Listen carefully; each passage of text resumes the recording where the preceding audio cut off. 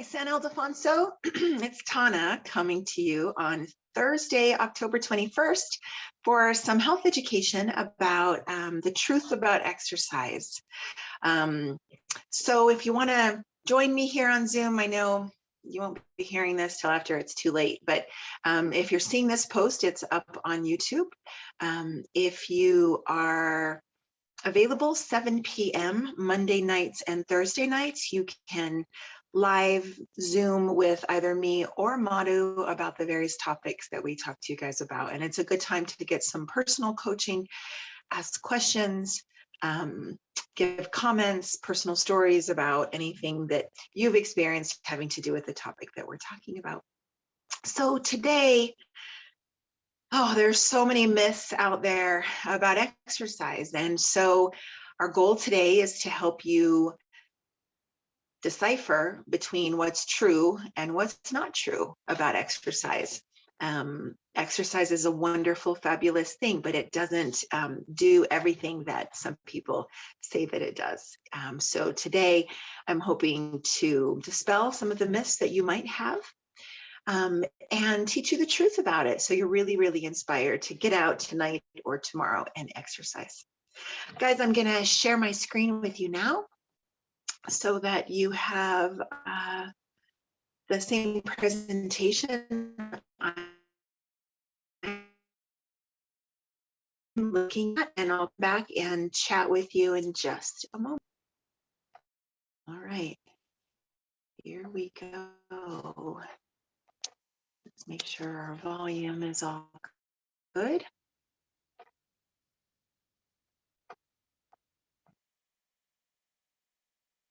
Okay, hopefully we're good there.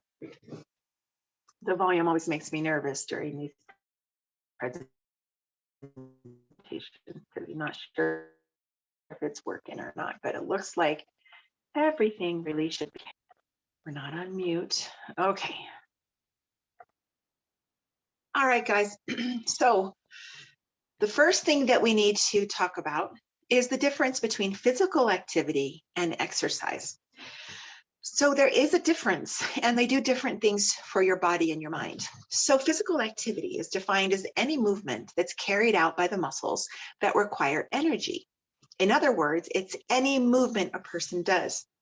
So as I am standing up from my desk and walking to the break room, that is physical activity. Often I see clients who want to count their housework or their gardening as exercise.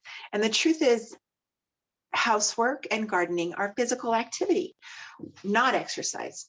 Physical activity is great. It's much better than sitting all day. It's great. It's necessary. Obviously, you need it to live your life in a healthy way. You have to move around, but it's not exercise. And you'll know why at the end of this hour. Exercise, on the other hand, is planned, structured, repetitive, and intentional movement. It's intended to improve or maintain physical fitness. So exercise needs to be movement that you do with the intention of getting healthier. Okay, it's intentional movement. It's not getting up from your desk and going to the break room. That's the intention for that is to make another cup of coffee, right? Your intention for movement with exercise needs to be planned and structured intentionally to get healthy or to maintain your physical fitness. So these pictures are just a few examples. The picture on the left is exercise. The picture on the right is physical activity once you clean that house. All right, I'm going to talk to you about some cool studies and evidence in a book called Burn, which I highly recommend that you read because, of course, today I'm not going to do it justice, but it's how metabolism shapes your body health and longevity, and this is very related to exercise. In Burn, it says your daily activity level has almost no bearing on the number of calories that you burn, and burning more energy does not protect against getting fat. So this is going to help us dispel the myth that exercise helps us to lose weight. Okay, so that's a myth. Read it again. Your daily activity has almost no bearing on the number of calories that you burn. Now, daily activity, exercise or physical activity, is very complicated in the body. So it's not just about calories, but right now we're just talking about calories. It does not protect you against getting fat. Oh, that's a repeat. Sorry about that. The human body has a flexible metabolic rate. Okay, what that means, and actually I think I explained that later on in this slide. There we go. We'll go back to that one because first I wanted to talk to you about a study that they talk about in the book Burn, and that's a study of the Hadza people in Tanzania. The Hadza people are very, very traditional, very hunter-gatherer based society still in modern days. And so the author of Burn, Herman Poncer, studied them to see if their constant movement all day, gathering roots, hunting, doing the work of the village, surviving, carrying water, if that made them burn more calories than your average person in the West. And what he found, surprisingly, is that the Hadza people of Tanzania burned the same amount of energy as sedentary urbanites in the West. By the way, sedentary urbanites are probably most of us compared to the Hadza people. So even if you don't think of yourself as that, we probably are. And why is that? Why were they burning the same amount of calories as we are? And that's because our metabolic system is flexible. That means that the more energy we expend, the more our body gets scared a little bit and wants to hold on to calories for survival. So it slows down the metabolic rate the more we spend. So the Hadza people, who are burning many more calories than we are through their activity every day, their metabolism has slowed down so much that they're not burning as much. Okay. Yeah. So when we talk about exercise and weight loss, you might seem to think that it doesn't have an effect, because it does not have an effect on the amount of calories. However, it is very important for you to see that weight loss programs that combine both diet and exercise do result in a 20% greater weight loss. We're going to talk about why. I just want to introduce the ideas in Burn to help you understand that it's not because of calories. Those horrible counters on treadmills, on watches, on electronic devices that tell you how many calories you just burned exercising. Number one, do not mean that you can go eat that same number of calories after you work out and still lose weight. That's not how it works. Okay, so ignore those readings. Okay. Number one, exercise causes physical stress. Exercise is stressful. It causes cortisol to spike. Cortisol is a stress hormone, which in an unstressed individual, going back into a low stress environment will then help cortisol levels to stabilize. So exercise is really good stress if you're going back into a low stress environment, because the cortisol level will spike during exercise and then come down to normal levels and stabilize afterwards. However, if you have high stress, you exercise, which is physical stress causing cortisol to spike, and then you go back into a high stress environment, your cortisol levels stay high. We're not going to go into details today in this presentation about the effect of chronic stress and chronically raised stress hormones like cortisol and adrenaline, but just suffice it to say it's bad news. So if you have high stress and go back into a high stress environment after doing high stress exercise, your cortisol level will stay high, which is not good. This happens especially if you exercise at the end of the day for a very long period of time, defined as over an hour, or at very high intensity. Your heart rate's really getting up there, 80, 90%. You're really working your muscles. That's obviously higher stress on the body, which again is only negative for the body if you go back home and it's a high stress environment at home. So this slide is not about the negative effects of exercise. It's about the negative effects of living in a high stress environment. So the lesson here, keep your high stress exercise, but make sure that you're going home to a peaceful environment afterwards.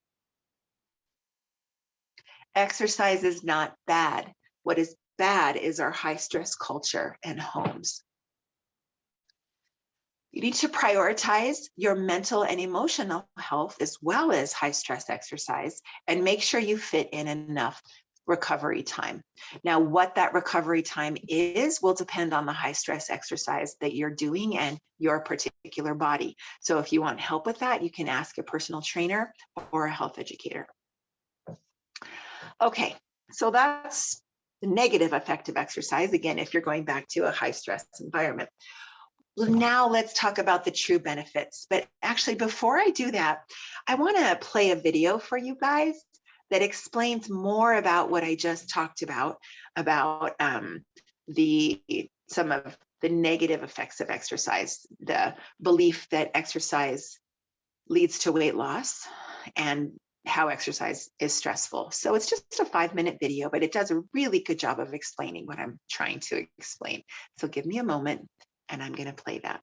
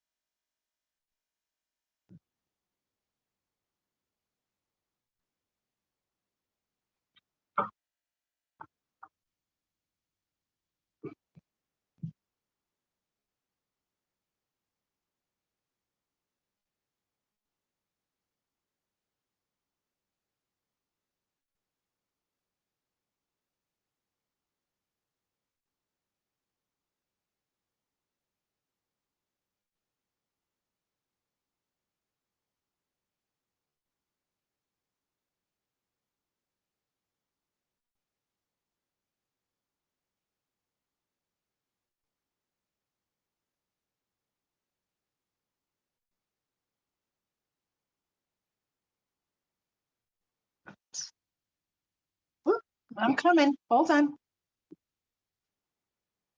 All right. All right, San Ildefonso, we're back. I hope that helped you understand more about what I was saying in this first slide about the Hadza people in Tanzania and how they found that they burn the same number of calories. So you cannot outmove a bad diet to lose or maintain your weight. Okay, so now let's get to the good stuff. What are the true benefits of exercise? It really is a wonderful, fabulous thing, but I want you to know the truth about why it's wonderful and fabulous if it's not about weight loss. Number one, exercise can make you feel happier.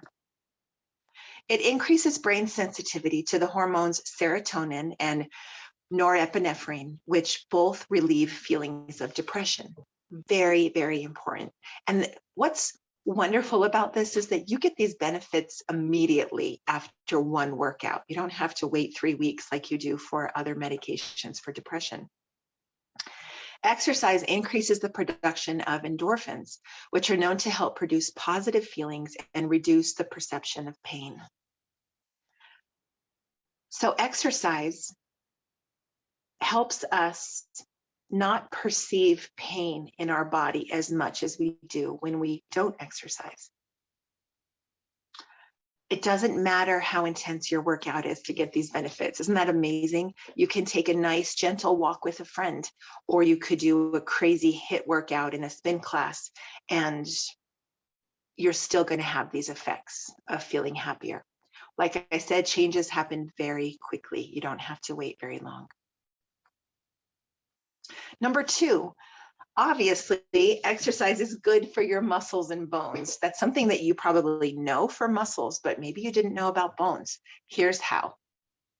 Exercise can stimulate muscle building when it's paired with adequate protein intake. Oh, your diet is so important. And if you're not getting enough protein, which frankly, most of us in the West are, but if you are getting enough protein, exercise can stimulate muscle building. Exercise helps to release hormones that promote the ability of your muscles to absorb amino acids, which is very positive for your muscles. Exercise helps to build bone density. For you females out there, this is especially important for you if you're at high risk for osteoporosis, which is a weakening of the bones. The bones become porous as we get older. Exercise is a huge component in preventing osteoporosis. It helps to build bone density when you're younger, and it helps to prevent osteoporosis as we get older. Number three, exercise can increase your energy levels. If you feel like you don't have enough energy to exercise, but believe me, start exercising and that energy will follow. One study found that 6 weeks of regular exercise reduced feelings of fatigue for 36 healthy people who had reported persistent fatigue. 36 people is not that much, but believe me, it definitely works. Exercise can significantly increase energy levels for people suffering from chronic fatigue syndrome and other serious illnesses. So again, at the beginning of exercising, you do have to push yourself through. Sometimes you have to make yourself get up out of bed, get off the couch. It might be the last thing that you think you want to do, but it really is going to help you feel better if you can just start doing it. Exercise has proven to increase energy levels in people suffering from progressive illnesses or illnesses that get worse over time, such as cancer, HIV/AIDS, and multiple sclerosis. Number four, exercise can reduce your risk of chronic disease. It's magic. On the flip side, a lack of regular physical activity is a primary cause of chronic disease. It improves insulin sensitivity, cardiovascular fitness, which is the fitness of the heart and lungs and how they work together to pump blood and oxygen out into your other body parts, and body composition. Body composition is the ratio of lean body mass to fat in your body. And at the same time, it decreases blood pressure and blood fat levels. Those are all incredibly important for preventing chronic disease. A lack of regular exercise, on the flip side, even short term, can lead to significant increases in belly fat, which increases the risk of type 2 diabetes, heart disease, and early death. Exercise can help with your skin health. Here's how. Your skin can be affected by the amount of oxidative stress in your body. Oxidative stress occurs when the body's antioxidant defenses cannot completely repair the damage that free radicals cause to cells. This can damage the cell's internal structures and deteriorate your skin. Even though intense and exhaustive physical activity like running a marathon can contribute to oxidative damage, the type of exercise most of us are doing, regular, moderate exercise, can increase our body's production of natural antioxidants, which help cells protect themselves. In the same way, exercise can stimulate blood flow and induce skin cell adaptations that can help delay the appearance of skin aging. It's very, very positive for skin. Exercise can help your brain health and memory. This is important. Here's how. Exercise increases your heart rate, which you know, which promotes the flow of blood and oxygen to the brain. Think about what the heart does. The heart is a muscle that pumps blood, oxygenated blood, to other parts of the body. So the faster that the heart is beating, the more oxygenated blood is going out to all parts of the body, including the brain. It can also stimulate the production of hormones that can enhance the growth of brain cells. Isn't that interesting? You actually grow brain cells when you exercise moderately. The ability of exercise to prevent chronic disease can translate into benefits for your brain, since its function can be affected by these diseases. This is really important because this is a presentation for the diabetes program. And a long-term effect of uncontrolled diabetes, where the blood sugar stays too high, means that the brain does not get enough blood and begins to deteriorate. So you guys probably know that, and I know it's scary, but the same thing happens with the heart. So because exercise pumps more blood, even oxygenated blood to the brain, it helps with your brain health and memory. Regular physical activity is especially important in older adults, since aging, combined with oxidative stress and inflammation, promotes changes in brain structure and function. There's some really fascinating data out there about Alzheimer's disease and dementia and exercise. And it's not a magic bullet. It's not something that you start exercising and you won't get those horrible diseases, but it is something that helps to prevent them or to not have them be as serious. Exercise has proven to cause the hippocampus, a part of your brain that's vital for memory and learning, to grow in size. The hippocampus gets bigger when you exercise regularly. This serves to increase mental function in older adults. Exercise, there it is, has been shown to reduce changes in the brain that can cause Alzheimer's disease and schizophrenia. So really, really important to exercise for your brain. Exercise can help with relaxation and sleep quality. The energy depletion, the feeling of fatigue that occurs during exercise, stimulates a recuperative process during sleep. Recuperative process is the process of rebuilding the parts of the body that broke down during the waking hours. That's a big reason why we sleep. The increase in our core body temperature while we exercise is thought to improve sleep quality by helping that core temperature drop during sleep. So exercise brings the core temperature of the body up, and then it helps drop it low while you're sleeping. We did our presentation on sleep already, and if you remember, we talked about the need to keep a room cool as part of good sleep hygiene. One study found that 150 minutes of moderate to vigorous activity per week can provide up to a 65% improvement in sleep quality. 65% improvement in sleep quality. How would you like that? By the way, 150 minutes of moderate to vigorous activity per week is the current recommendation for exercise.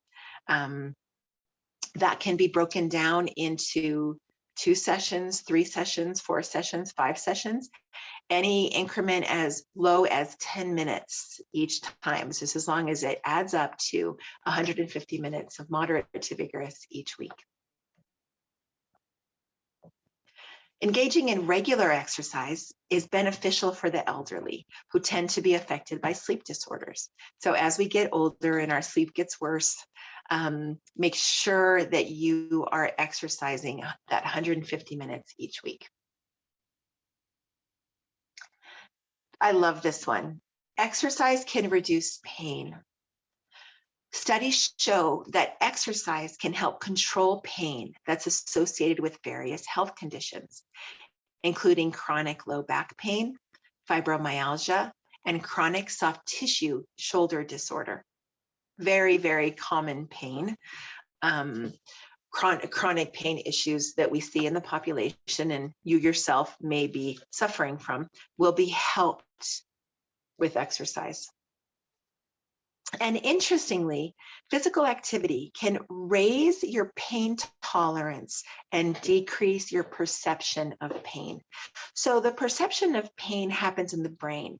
Even if the pain is in your foot or your shoulder, the perception of that pain happens in the brain. So the changes in the brain due to exercise help us to be more tolerant of pain and even lessen how we perceive it. And here we go. You're going to say, I thought you just told us it didn't do this. Exercise can help with weight loss, but not through the caloric equation. The caloric equation is the good old calories in, calories out equals weight loss, right? Calories in less than calories out equals weight loss, and the opposite. But that is not how weight loss works. But here's how exercise does help with weight loss. It increases your muscle mass, which leads to increasing resting metabolism. So if you are wanting to lose weight, strengthen your muscles. That's a larger topic than what we're going to get into today, but strong muscles are better butter burners. Okay, they burn more at rest.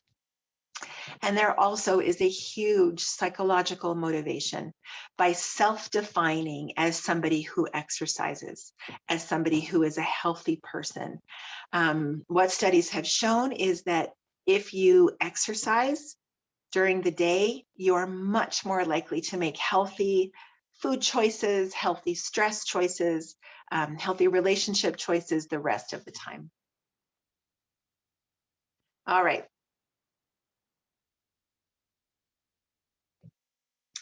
Coming back.